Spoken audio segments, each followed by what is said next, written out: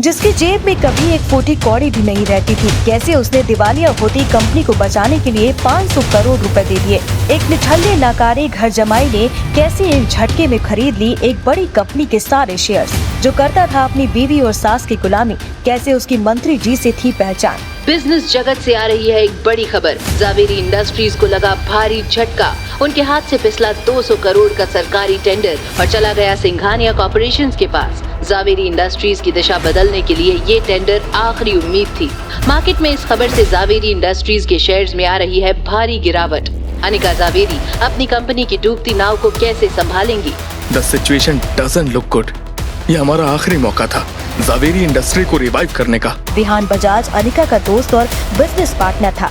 पापा के गुजरने के बाद बिजनेस को संभालने के लिए अनिका ने विहान को अपना पार्टनर बनाया था। वैसे तो उसे अनिका का लाइफ पार्टनर बनना था, लेकिन अनिका के पापा ने मरने से पहले जबरदस्ती अनिका की शादी एक सड़क छाप गरीब लड़के नक्श से करा दी थी। अनिका ने अपने पापा के कहने पर नक्श से शादी तो कर ली थी, मगर जब उसे पता चला कि उसका पति कोई अमीर बिजनेसमैन नहीं बल्कि झोपड़पट्टी में रहने वाला एक गरीब लड़का है, तो उसकी आंखें फटी की फटी रह गई। फिर अनिका ने ये शर्त रखी थी कि घर से बाहर किसी को पता न चले कि नक्श उसका पति है। नक्श उस घर में घर जमाई बनकर रहता था, लेकिन वो सिर्फ एक नौकर ही था। सब उसे जलील करते रहते। ना तो उसे घर में ठीक से खाने को मिलता था, ना ही उसके लिए कोई कमरा था।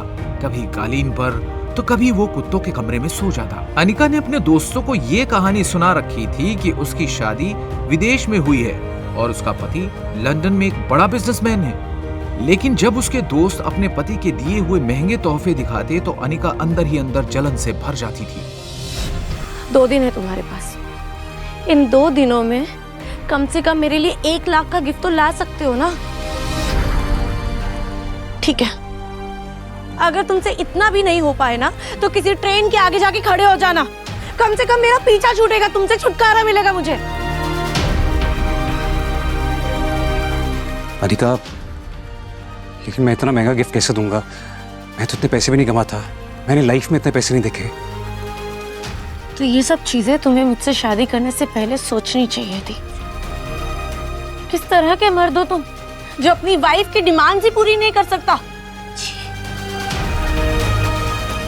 2 दिन बाद वैलेंटाइन के दिन नक्श अनिका के पास आया और उसे एक गिफ्ट बॉक्स दिया। अनिका ने बुरा सा मुंह बनाकर उस डब्बे को खोला और जैसे ही उसके अंदर का गिफ्ट देखा उसके होश उड़ गए।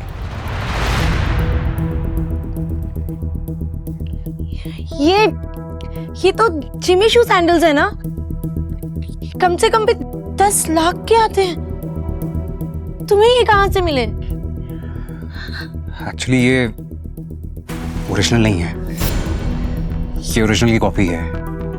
मैंने मार्केट से खरीदे हैं, नकली हैं, लेकिन वो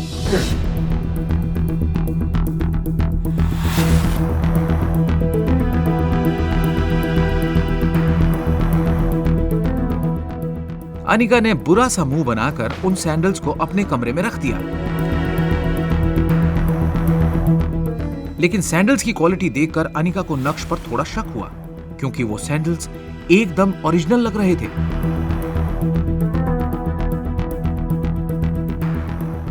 अनिका ने जिमी शू कंपनी के एक मैनेजर को अपने घर बुलाया। Hello Anika ma'am. Hello, please have a seat. बताइए, मैं आपकी कैसे मदद कर सकता हूँ? एक्चुअली मुझे आपके ब्रांड के इस मॉडल के बारे में पूछना है।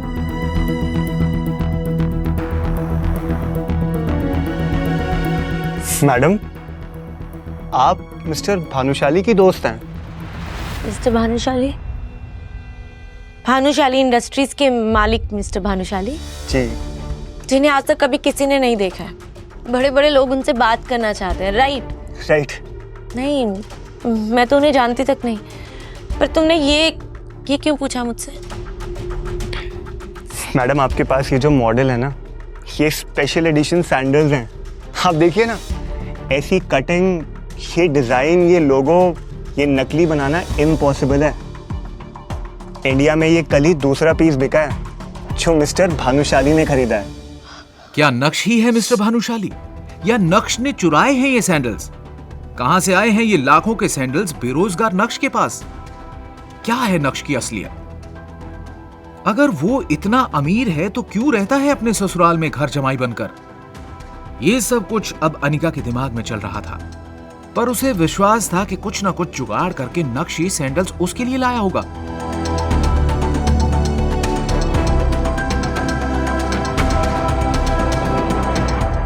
नक्श, नक्श, मम्मी ये नक्श कहाँ है?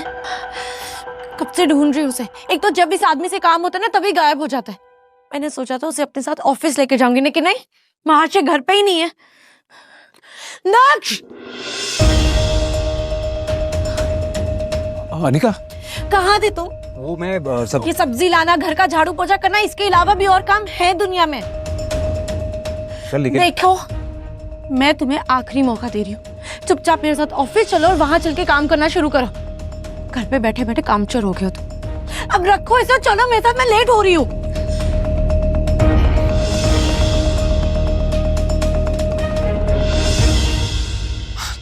अरे अनिका,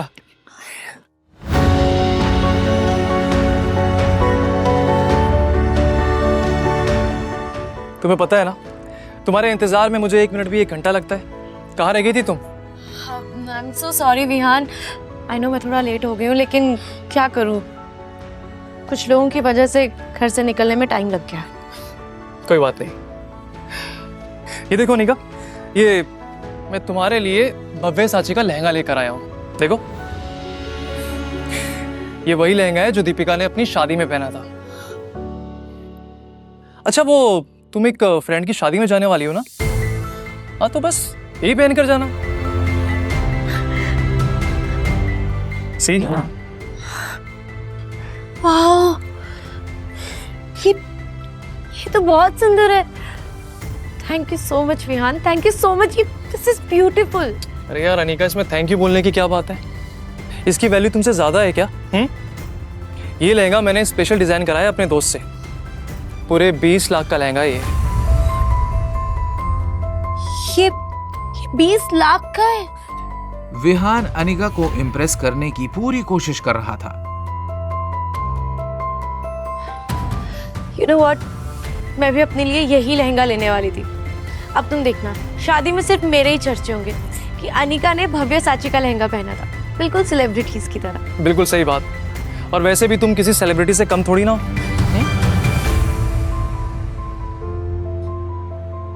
अनिका,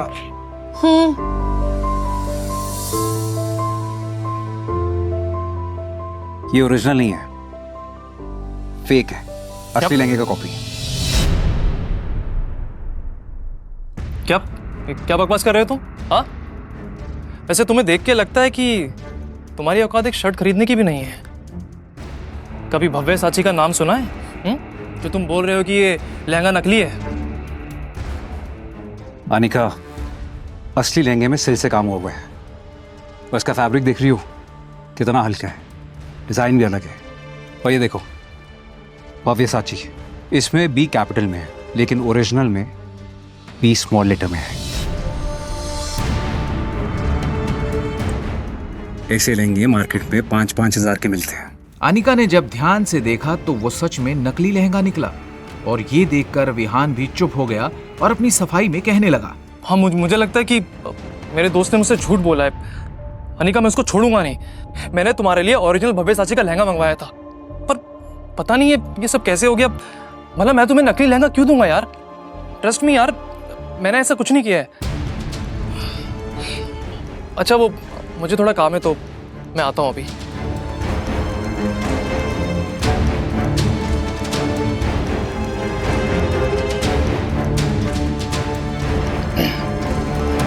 अनिका, आज तक मैंने तुम्हें कोई सलाह नहीं दी, लेकिन अब देना चाहूंगा।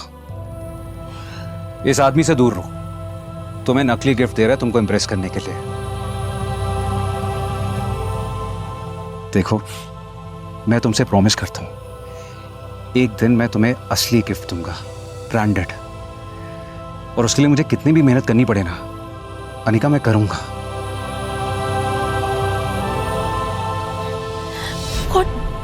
तुम्हारी हिम्मत कैसे हुई? You know what? गलती मेरी ही है कि मैं तुम्हें अपने साथ यहाँ ले आई। तुम प्लीज जाओ यहाँ से, निकलो। ठीक है, अपने दिल की बात अनिका के सामने रखने के बाद नक्श ने अनिका के जवाब का इंतजार भी नहीं किया और उसके कैबिन से बाहर निकल गया।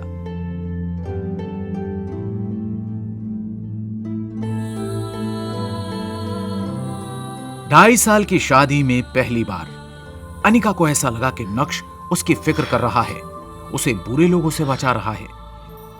नक्श का ये रूप देखकर अनिका चौंक गई थी। आज पहली बार अनिका के मन में ये सवाल उठा था, कहीं नक्श को खुद से दूर रख के मैं कोई गलती तो नहीं कर रही हूँ।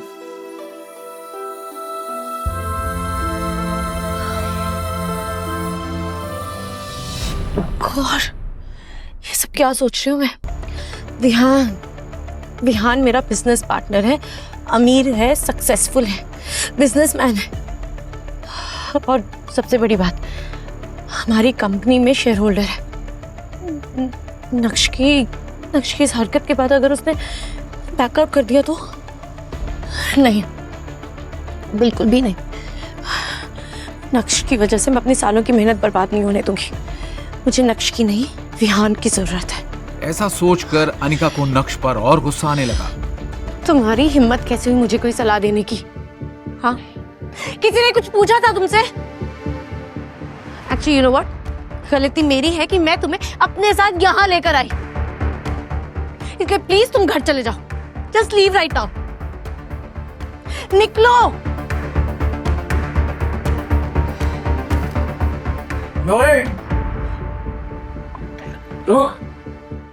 कहाँ जा रहा है?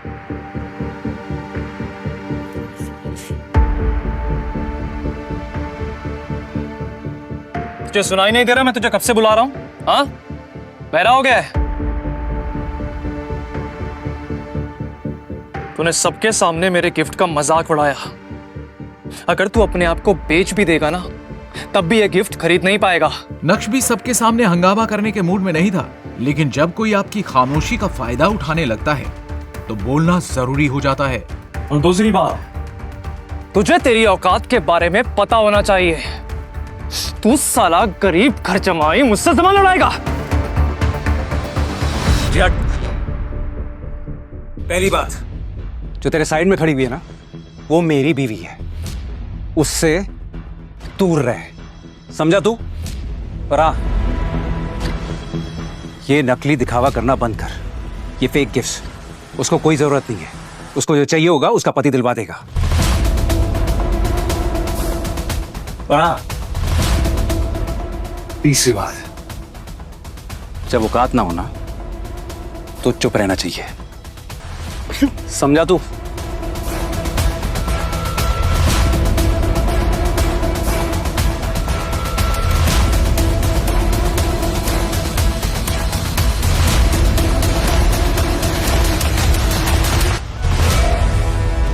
अनिका गुस्से से आग बबूला हो रही थी।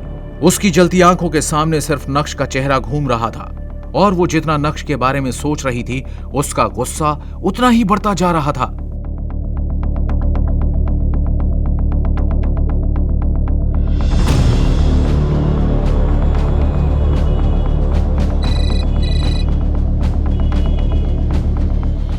जी, मैं आपकी कॉल की वेट कर रहा था।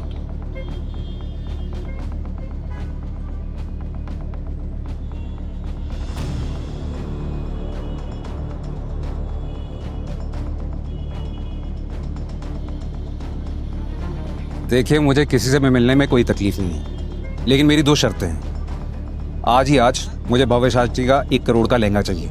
ये काम आज होना चाहिए। और मैं अपनी दूसरी शर्त आपको व्हाट्सएप कर रहा हूँ। ये शर्त भी उतनी इंपॉर्टेंट है। ये भी काम आज होना चाहिए। Thank you.